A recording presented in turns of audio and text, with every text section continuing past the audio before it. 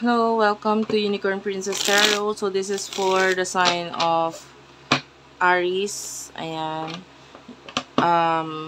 Sun, Moon, Rising, Venus, Jupiter, Aries. Take only what resonates. Hindi ito magre-resonate sa lahat. This is for year 2024. Panimula ng year 2024, ano ang naghihintay para sa'yo, Aries? Take only what resonates.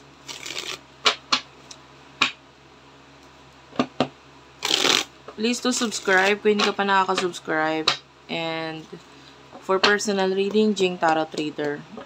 Ma-appreciate ko yung comment. Kahit po heart-heart lang, smileys, malaking bagay na po yan sa akin. So please do comment down below. Let's start your reading, Aries. Okay, Aries. Beginning of 2024. Okay.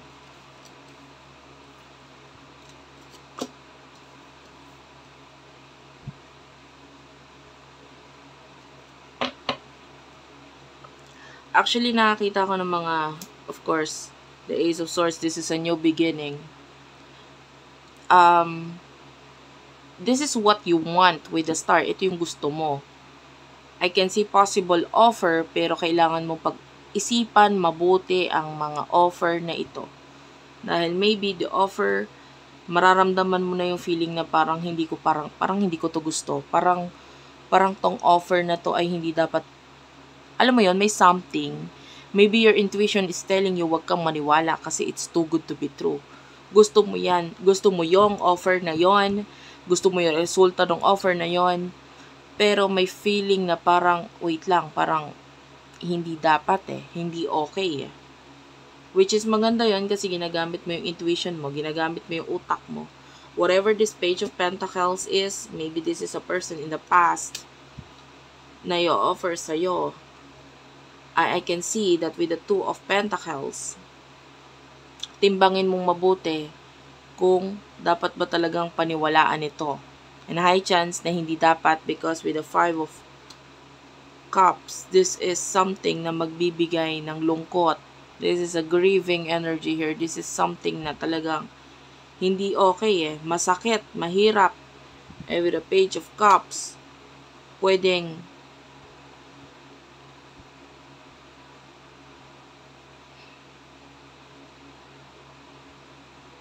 an offer na definitely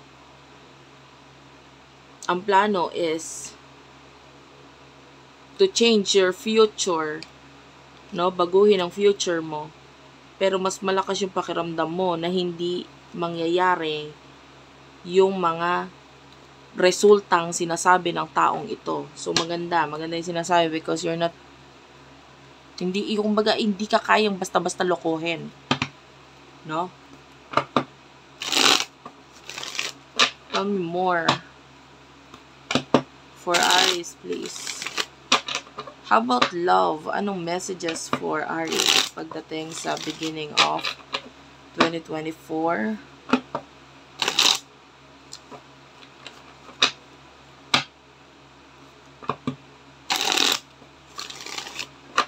Simula ng 2024 to 2024 for Aries.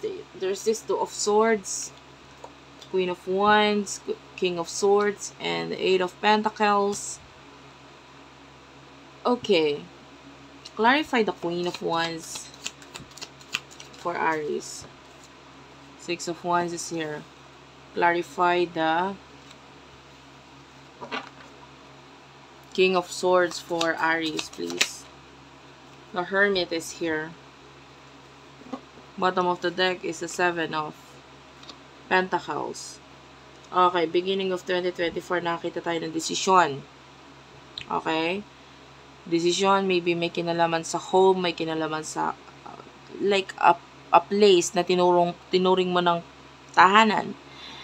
And I can see, na ang kailangan mong gawin dito is makinig ka sa kung ano man ang i-advise sa'yo ni Queen of Wands, which is ito magbibigay ng victory para sa'yo. Kung ano man itong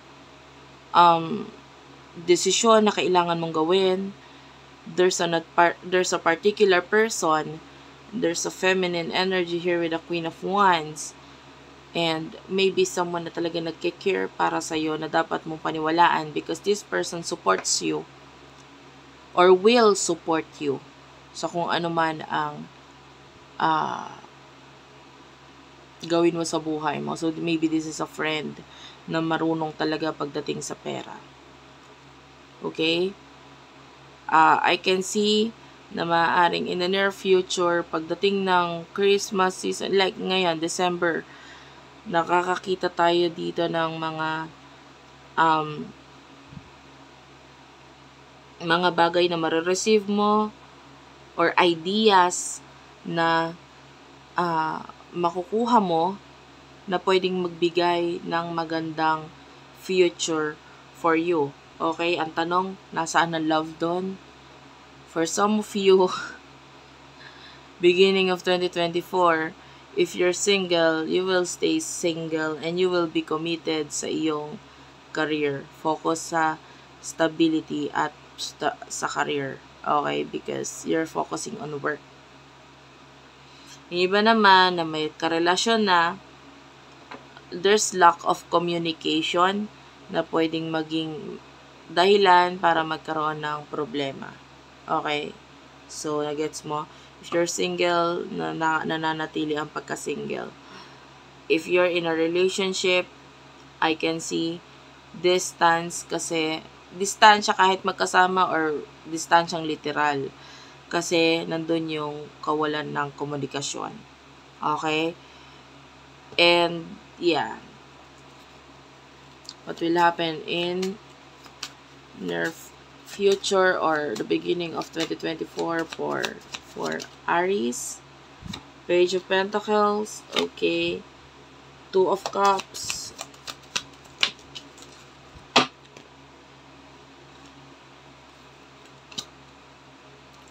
Five of Swords.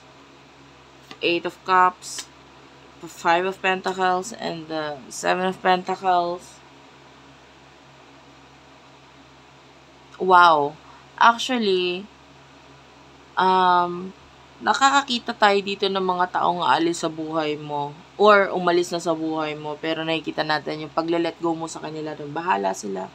Maybe this is an ex or previous relationships or past or previous friends, ex-friends, alam mo yon, partners, etc. Nakita tayo ng pag-move forward mo. Okay?